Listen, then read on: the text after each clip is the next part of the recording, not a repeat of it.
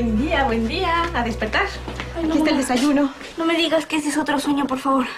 ¿Cómo? ¿Qué te pasa? ¿No estás soñando? A ver, pellízcame. Cuidado. A ver. Ay, no estás soñando. Estás bien despierta. ¿Y por qué otro sueño? ¿Cuántos sueños tuviste o qué? No te preocupes. Bueno, ya.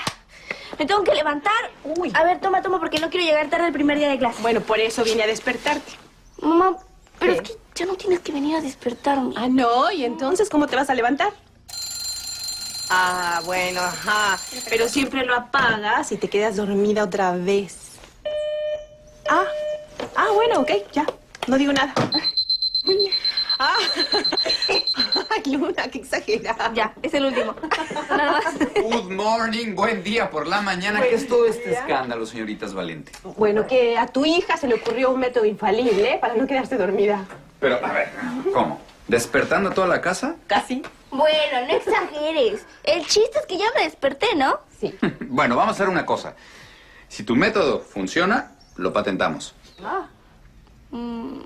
Conste, ¿eh? Conste. ¿Y mi uniforme, oye? Ajá, te caché. Necesitas otro método infalible para que se te quite lo distraída. Ajá. ¿Y a quién se parece? Ajá. A ti. ¿Qué? Claro. Obvio. No. Yo creo que se parece más bien a ti. No. Miguel, bien, ya. Vamos a desayunar abajo porque se nos enfría y te esperamos, Sí. ¿eh? Rápido. Sí, ya voy. Pero rápido, ¿eh? Sí. Ajá. Rápido.